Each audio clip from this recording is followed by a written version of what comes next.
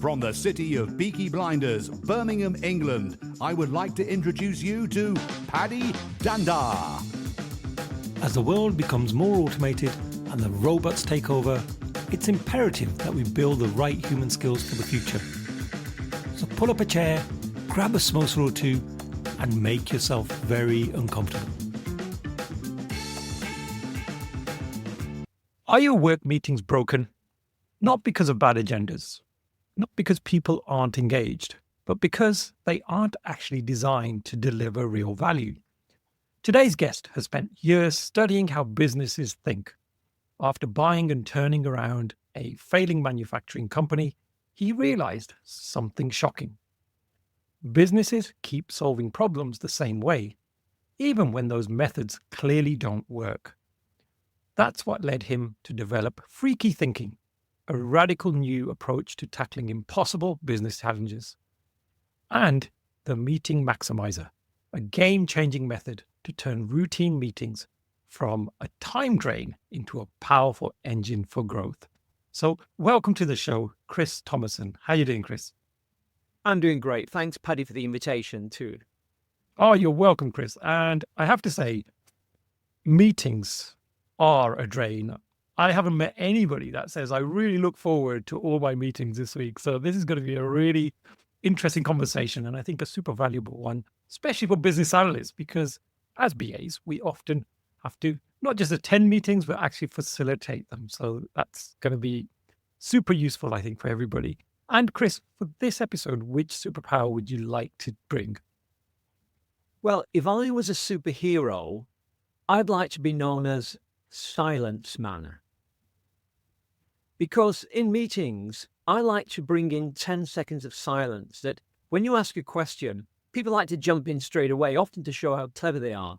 But if you just use a simple mechanism, give me 10 seconds of silence,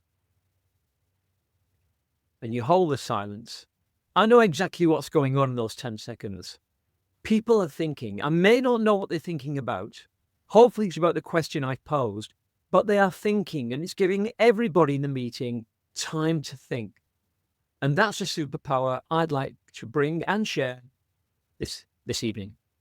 Oh, amazing. And I've got my Marvel t-shirt on. I think I might need to add that to my collection as a new future superhero.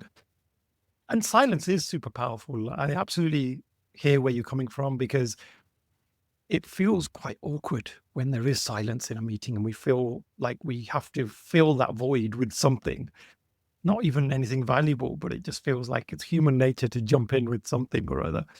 And Chris, another area that I'd love to explore with you today is the sort of art of brainstorming, because I know it's something that we all do as business analysts. We're taught from probably our early career that brainstorming is a great way to bring about ideas, innovate. So I hear you've got a bit of a love-hate relationship with brainstorming. Can you tell us more about that? I might describe it as a hate-hate relationship with brainstorming. I've never really liked brainstorming because it doesn't suit the way I personally think. Because I like the silence, I find the silence works best for me. And I found out as well that it works best for others as well. But often in a brainstorming session, you're forced to be thinking here and now. And there are basic rules in brainstorming, such as only one person talking at a time. But what it means is there's always someone talking.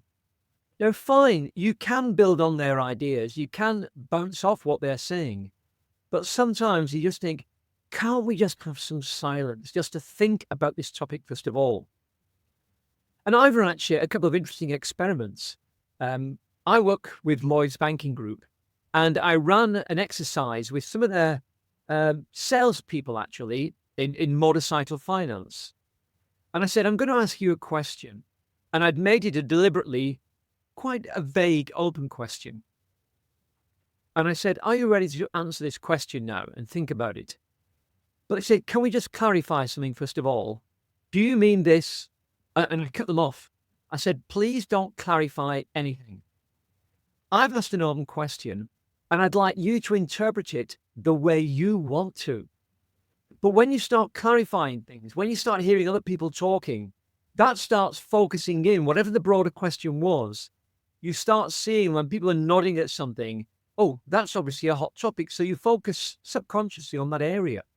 And that's one of the reasons why I don't like brainstorming at all, both for myself and for other people, because it's a bit demeaning to thinking, in my opinion. Interesting. And you talked there about asking the right questions. So what are some useful questions we could be asking to get people to really think deeply before they jump in with maybe some answers to the questions? I like to phrase what I call killer questions. Questions that are hard to answer, that you don't know the answer to, but that you know, if we could answer that question, it would significantly and beneficially add value. So it's worthwhile asking. But I've found in the work environment, and not just in banks, in other areas too, we like to pose the questions that we already know the answers to. Why? It makes us look smart. What do you think we should do here? And people might suggest some things, or they might say, we're not too sure. Well, one option is to do this. Oh, wow, you know the answer. Well, of course I knew the answer. That's why I asked the question. But we've got to lift up our questions. We've got to be out posing those difficult, challenging questions where the immediate answer is, I don't know. But in the work environment, and even in the personal environment, we don't like using the phrase, I don't know. In the work environment, it can be seen as a career-limiting move. You don't know. Aren't you supposed to? And somebody who jumps in with some rubbish idea, they actually come across better than you do, who wanted to say, I don't know, but give me time to think about it. Look, they've got ideas. Yeah, but they're rubbish ideas. That's the same old, same old. You've got to ask the questions and then wait for the silence. And the silence might be 10 seconds, 10 hours, 10 days, but give people time to think. Give people time to come up with those great answers to those great questions. And would you recommend posing questions before you even get to the meeting, or are we really looking here at the right questions during the session itself? Well, I think a great question takes a lot of effort. I spend a lot of time thinking about questions and coming up with the answers both for myself and for other people. But I don't start trying to answer a question as soon as I've come up with it. When I come up with a question, I never try and hold it in my head either. I will write it down, because it's only when you try and write your question down, you realize, wait a minute, I didn't quite mean that. Whereas if you try and hold it in your head, you think you know exactly what the question is, but you don't. And I'll write it down, then I'll walk away from it. And I'll come back 1 hour, 2 hours later, 1 day, 2 days later, and just check, do I feel that question is still the right question to ask? And it's surprising how often it isn't. Because you've put a question in your head, even though you weren't trying to answer it, it's an unanswered question, and your subconscious is churning it over. So when you do come back to reconsider the question, you may have some different thoughts on it. You may think, actually, it's a much better question, or I'll just reword it. But thinking about the question, whether it's before the meeting, so you've got time in the meeting to actually say, I've thought about this and I think this is a good question, that is probably the best way to go. But always think about your question. And I think often we spend too much time trying to focus on the answer and not enough time on the question.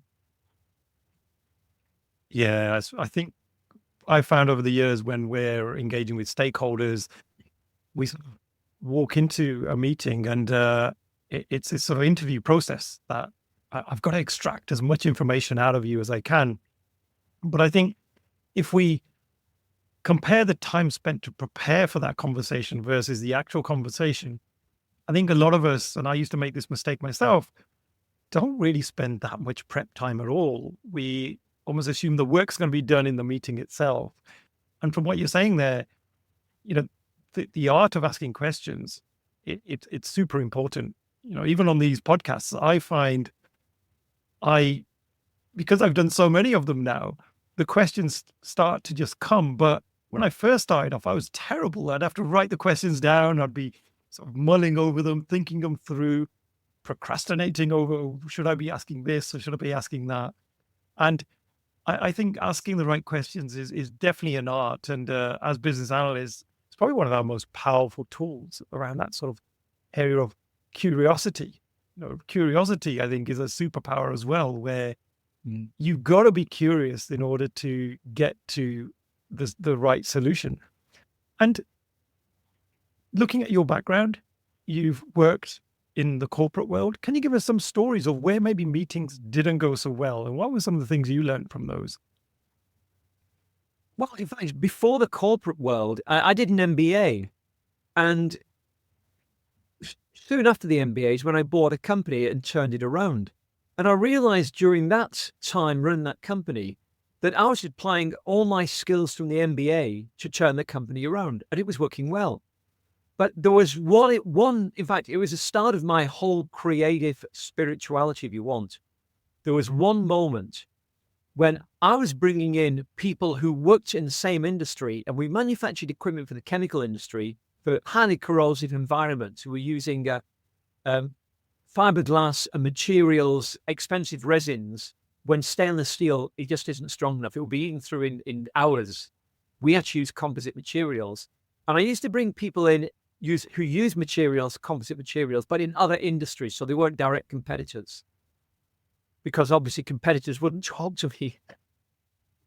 And we had a problem. Our raw materials were very expensive, but they were classified such that we couldn't dispose of them in normal rubbish. We had to dispose of them in special places. And then I asked this guy, I said, where do you dispose of your rubbish, your offcuts? He said, I don't have offcuts. I said, what do you mean? And when he told me what he did,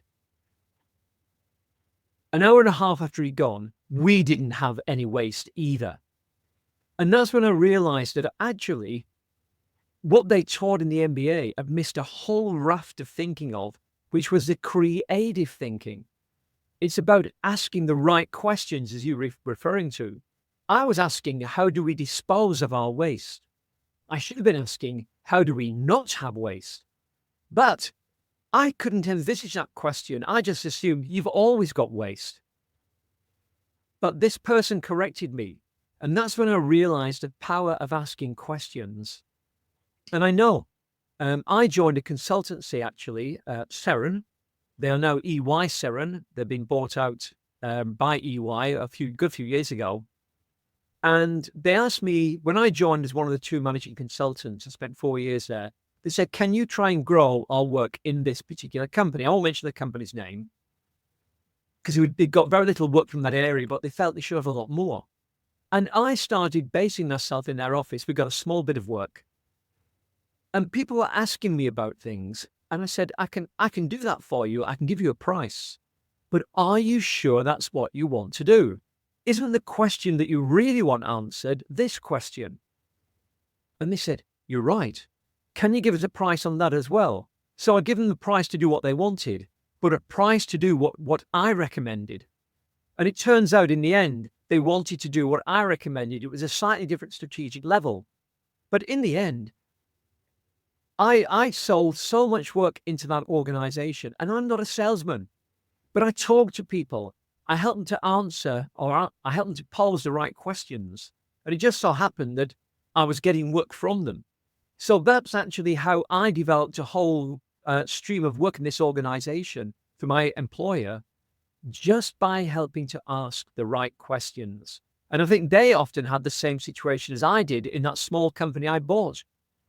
They couldn't conceive of a different type of question. They were asking the same old questions in variants and continue along the same path. It was my job to help them find a new path. And I think that's what we've all got to do. Ask those challenging questions which shift us into a different path. And asking the right questions, I mean, that sounds really simple, right? That on paper, it sounds like, yes, I've just got to make sure it's a really crystal clear question. I've used the right words, etc. Are there any tips you can give for someone who's looking to build that habit of asking those questions? Are there practical things we could do on a day-to-day basis? Just so we start to build that questioning muscle. Definitely. And it aligns to answering the question as well, because a great question requires great answers. So if you want great answers, which is actually what we're looking for, we've got to be asking the great question in the first place. Now, people talk about being creative and thinking outside of the box. That's the worst possible advice you can get. Think of it this way. If you use ChatGPT and you write a vague prompt, you get wild, rambling outputs from the AI. But if you start writing well-defined prompts, if you actually tell the AI, I want you to include this area, break this down, don't include that, do it in this style. So if you give it a box to think into, you get a much better output. And that's the art of good prompt engineering or prompt writing. And it's the same with RI, real intelligent, that when you ask a good question, asking a great question defines the box that you think into. And you'll know that those weird and wonderful ideas that brainstorming tries to encourage, that it's about quantity, not quality, really go out there. You can fill a board full of Post-it notes full of rubbish, when actually you want to have a well-defined box in the middle that is defined by your killer question. How can we do this with these things such that this happens, but not going beyond this space or this line? That defines the box. And then when you're putting your Post-it notes, your ideas in there, you know when they're landing in. Some might be on the border, some might be just outside, but you'll know, oh no, that's way outside. So I shouldn't be thinking there. Let me try and bring my thinking back in. But you can actually break that box down. Let's say you had a box. You could break it down into 4 sub-questions. You could break each of those 4 sub-questions down into 4 more sub-questions and be answering each of those individually and putting your Post-it notes in there. When you've done that 4 times, you've answered 16 sub-questions, all inside your bigger question. And that's how you start building up the ideas. And when you've got the ideas, you can start combining them, mixing them, asking other people, hey, what would you do with this? That's when you bring the outside parties in, when you've done your raw creativity. And that's best done alone. Imagine a team of 4, and 4 people went off and did their own thinking like that, and then brought their best ideas together and said, right, let's mix and match now, and let's see what genius we can come up with. That is the way to genius. Talking about genius, it reminds me of Mr. Jeff Bezos, who famously got asked this question about, well, what's going to change in the next 10 years? And it just reminded me of this notion of making sure you're asking the right questions. And he turns around and he says, well, that's the wrong question. Like, ask me what's not going to change in the next 10 years. And so from Amazon's perspective, he talks about, customers will always want lower prices. They'll always want faster delivery. And people always want a big selection. And as long as Amazon are fulfilling those 3 goals, he feels that they'll always be competitive and they'll always be sort of the best in their industry. And it really resonated when you were talking that through, especially the sort of manufacturing example there as well, that we're often sort of tunneled into just asking the obvious things that we think we should be asking, when actually experiment, try different questions, talk to different people, and maybe we'll get surprised. So I love that. ChatGPT, you mentioned there. Do you think ChatGPT will help business analysts in the future, especially when we're doing a lot of the engagement work with stakeholders, especially when we're looking to perhaps do our day-to-day work as business analysts? Or do you think it's going to make us lazy? I could have turned that question round, Paddy, and said, why won't it help us to actually do things for business analysts? But undoubtedly, it's going to help us, I think, to take away some of the mundane is the wrong word, but shall we say the repetitive work, the ones where you can clearly define a task. You can make it do that. I mean, we've already had RPA, robotic process engineering, for quite a while now, manually or automatically running tasks. It's now bringing the smarts into it as well, where it can bring the thinking in. And I think the power will be where we decide to use it. And I think the skill is, how can it help me as a BA? That is the wrong question to ask. Break your career down, break your job roles down, and say, how can it help me to achieve this type of function? How can it help me deliver this type of work? How can it help me do whatever? Because if you look at all the big matrix of what you have to do, where you want to be as a BA, you can look at all those elements. How could it help me develop personally?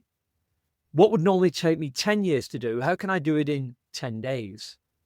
How can I become an expert? In fact, some years ago, I was working for a large organization in chemical manufacturing, and I'd been given a new role. And there was all sorts of terminology that I didn't know. But one weekend, I actually took all these big files and folders, because this was in the days before the internet, really. I took all the folders home from the suppliers and providers. I thought, let me read up on this, because it was a nightmare. And when you start reading up on things and you start structuring information, it isn't that complex. Very few things really are that complex. You might have some difficult words, but when you map them out, and you see what they mean, suddenly you start to understand, right, this is very straightforward. And it was only 2 weeks later, I was in a meeting, and the CEO of the organization actually asked, who's this new guy? He seems to be our expert in that field. And 2 weeks ago, I was learning from brochures. But that's the way it can go. And you can become an expert overnight. And I think with ChatGPT, you can become an expert in an hour. Now, there's appearing to be an expert, and there's having that in-depth expertise. So you've got to balance the two. It's what the artificial intelligence can actually do that helps you from a process perspective. Because often it isn't about coming up with an idea or an output. It's having that process that you can run any time, and you can come up with the idea or the process, the output anytime you need. So it's focusing on process rather than the actual output. And that's where we can all benefit from artificial intelligence, finding out how it can help us with our processes. Oh, great advice there. And I think this whole theme of questioning is super important. Even as we're using ChatGPT, we know there's a lot of fake news. It hallucinates and does all these crazy things. So as BAs, I think we've got a real important role in actually that critical thinking, questioning what it's giving us, and actually making sure we're asking the right questions on the follow-up prompts to make sure we get to the real value that it's trying to give us. And I'm always confused about meetings versus workshops. I hear people use these terms interchangeably. What's your guidance there? Like, when do we need a meeting versus a workshop? I think workshops are essentially when you want to create something, whether it's create something completely afresh that wasn't there before, or you've got some kind of issue that you want to try and change it or resolve a problem or something. So I think the workshop is more of a hands-on session, whereas with meetings, they're often reporting sessions.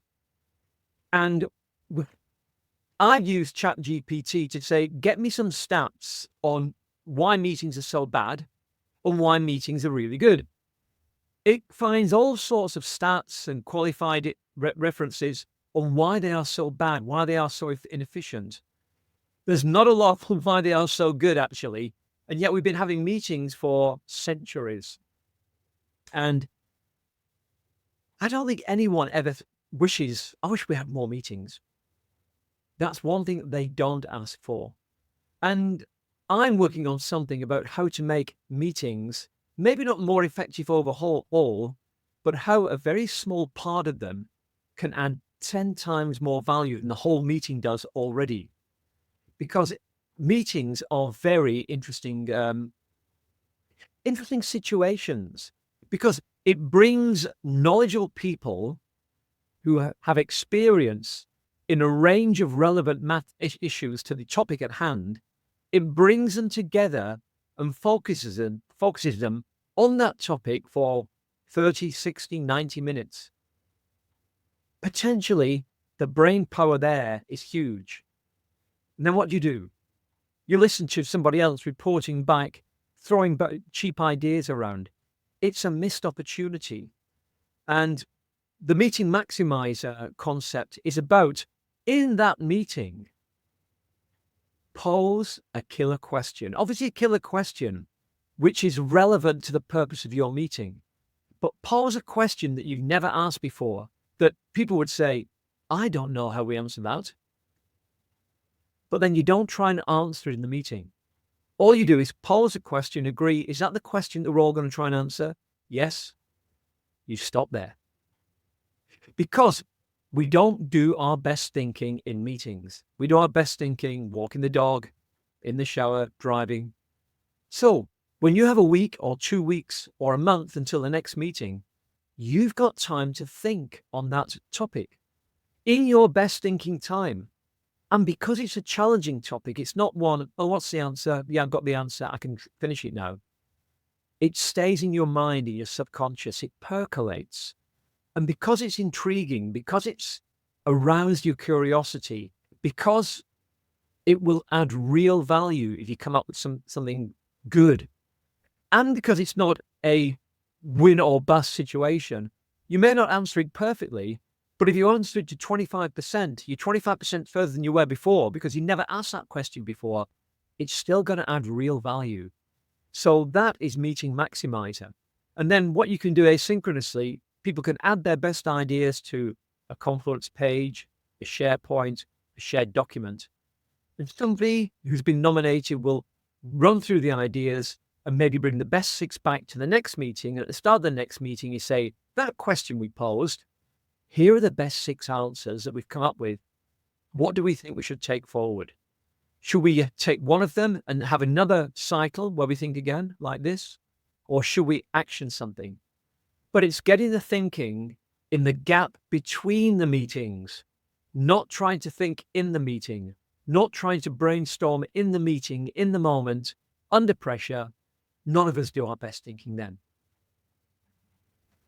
Oh, that's, again, great insight there, Chris. And I'm really excited to see your upcoming talk at the BA Life conference. I know you're one of the keynote speakers there. What can we expect from your talk at the conference?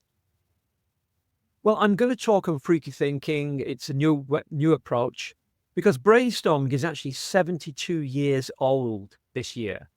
It's from 1953. Now, as a BA, what other tools are you using today in your work role that are 72 years old? Not a lot, if any. In fact, when a tool gets more than sort of 6, 7, 8 years old, it's replaced for a new one. So why are we still using brainstorming as a go-to mechanism for our thinking? It's about trying to think differently. It's about posing killer questions. And it's about recognizing that in the Eisenhower matrix, which is the important, not important, urgent, not urgent, the 4 quadrants, the important and not urgent is the most valuable quadrant. And that's where your killer questions sit. They're important because they have real value, but they're not urgent. So you do have time to think on them. What often happens, we leave that stuff because it's not urgent now. I've got plenty of time to do it. And suddenly it slides across to the urgent category. And when you come back to it, oh no, I've got to come up with something quickly. Poor quality thinking or poorer quality thinking. So I'm going to be talking about these things in the talk and offering Meeting Maximizer that anybody who's in a large organization who'd like to try it for free, more than welcome to actually let me know and ask me and we can organize that. Oh, that's such a valuable resource. I'm certainly going to be checking the Meeting Maximizer out because I'm sure it will help me in all of my meetings that are coming up. So I'm definitely going to check that out. And Chris, I'm going to spring a question on you that you have no idea about because I like to keep this one a surprise, but it's one of my favorite questions to end the show. If you could have any superpower to abolish something in the world of work, what would that be? And you know what? As good BAs, we're going to run a pilot, and we're going to do it for 24 hours and see what happens in the world. So what would that thing be that really grinds at you that you would like to abolish? I'd like to abolish questions that people know the answer to already. In fact, the second one would be that using the phrase, I don't know, in an organization should be seen as a power play, not something to be ashamed or embarrassed about, and something you must never do. And if somebody's asking you a question, especially someone senior, and you do know the answer, imagine you could go back and say, don't you have a better question than that? Do you really want me to waste my time trying to answer that question? And in fact, the challenge would be, I'm going to come back to you with a better question. And you can go back to them with a better question. You may not know everything about the situation, but if they say, wow, you've hit the nail on the head, it's not about finding the answer, it's about finding a better question. And then they will ask that question, maybe of you, but of other people as well. But why not go back? Why not question the questions? So I would try and abolish instant answers and try and abolish the fact that saying I don't know is seen as something negative in the work environment. Oh, brilliant. I love that. So folks, let's try that for one day. I've got all the BAs now on this session. I'd love for you all to take that one away and let's see how it goes just for 24 hours. And Chris, it's been such a pleasure talking to you on this episode. How can people get in touch with you? How can they get hold of the Meeting Maximizer as well? Well, we can put a link in the bottom of the page, can't we here, Paddy?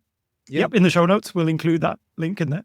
Right. Now, just contact me via LinkedIn, message me there, whatever. In fact, you'll actually find a newsletter that I write called Meeting Maximizer. It's about making meetings better and how we can think better in and around our meetings. So please follow that as well. But use LinkedIn, get in touch with me. That's the best way. And if you're in a large organization and you want to be the person who tries to introduce this new way of thinking and is recognized as, you're not just a BA, you brought something in that's changed the whole organization, let me know.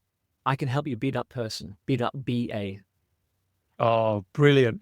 And Chris, honestly, I've really enjoyed this conversation. I feel a little bit wiser than I was at the start. So I really want to thank you for your time today and really looking forward to your session at the conference as well. My pleasure, Paddy. Thank you very much. It's the end of another episode. Thank you so much for listening. Please do connect with me via LinkedIn and drop me a message and let me know your favorite takeaways from the episode. Also, don't forget to subscribe to the Superpower School newsletter so that you can be notified of all future episodes. Simply visit the website www.superpowers.school. Thank you once again.